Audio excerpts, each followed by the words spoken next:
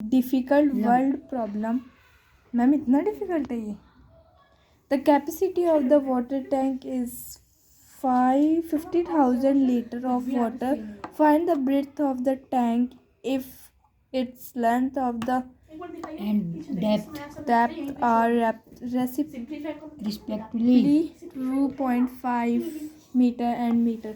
Ma'am ये कहना क्या है इसमें, मतलब मेरे को तो समझ में भी नहीं आ रहा। चलो क्वेश्चन को मैं रीड करती हूँ बेटा।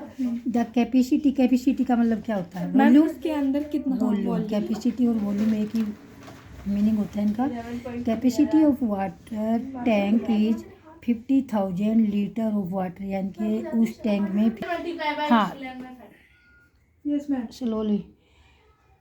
तो the capacity of water tank is 50,000 litre of water, यानी कि एक वाटर टैंक की कैपेसिटी दे रखी है बेटा। कैपेसिटी होती है वॉल्यूम, और वो वॉल्यूम है उस टैंक का 50,000 लीटर, इतना लीटर उसमें पानी आता है।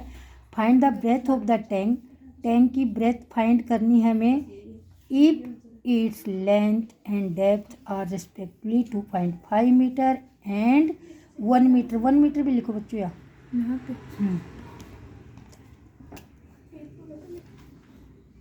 1 मीटर, यानी कि उस जो टैंक है ना उसकी लेंथ दे रखी है और उसकी डेप्थ दे रखी है।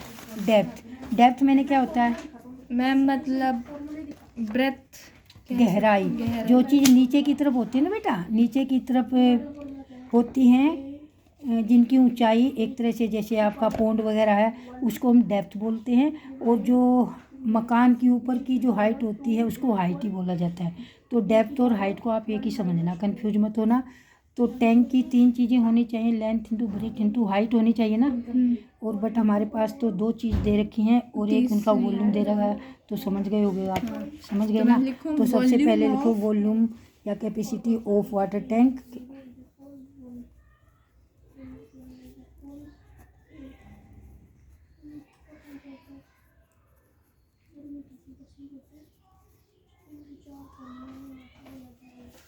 अच्छा, एक चीज़ और करनी है बेटा, अब इसको वॉल्यूम में चेंज करना हमने। किस में चेंज करना है?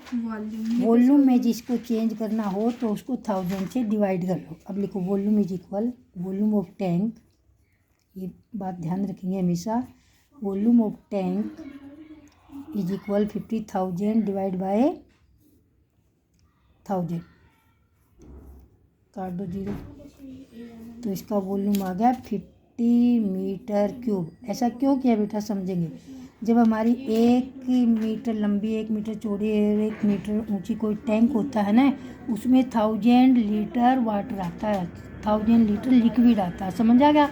कोई टैंक ऐसा हो जिसकी लंबाई भी 1 मीटर है, चौड़ाई भी 1 मीटर है और ऊंचाई भी 1 लीटर है, तो उसमें 1000 लीटर लिक्विड आता है। ठीक है, इसलिए हम 1000 से डिवाइड किया, वॉल्यूम फाइंड कर लिया।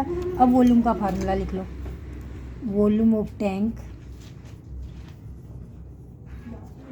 Is equal L into B into H।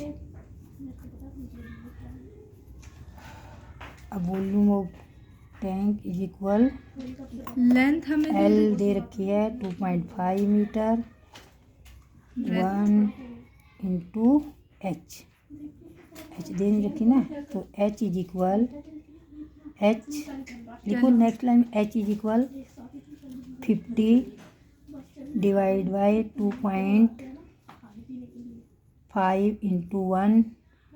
अब पॉइंट हटा के 110 ऊपर ले जाओ। अब काट दीजिए उसको।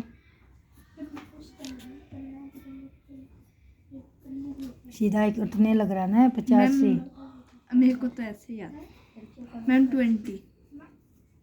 20 आ गया ना, 20 मीटर। समझ आ गया। ऐसे ही इजी था, बस पढ़ने में थोड़ा सा, इसीलिए तो कहते हैं वर्ड्स प्रॉब्लम। वर्ड्स प्रॉब्लम इसी का तो बात है, बस प्रॉब्लम कहाँ वर्ड्स में है ना। बाकी तो आपको सब कुछ आ ही रहा है। तो इस तरह के क्वेश्चन लो मैम, अब चेक भी कर दो आप। हाँ तो बेटा समझ आ गया ना। Yes ma'am. तो बस इसमें कुछ नहीं करना। वर्ड्स प्रॉब्लम यही होता है कि सेंटेंस समझ में आ जाए क्या कह रहे हैं, तो अपने आप फार्मूले तो वही होते हैं बेटा। वेरी गुड, ठीक है ना। Yes ma'am.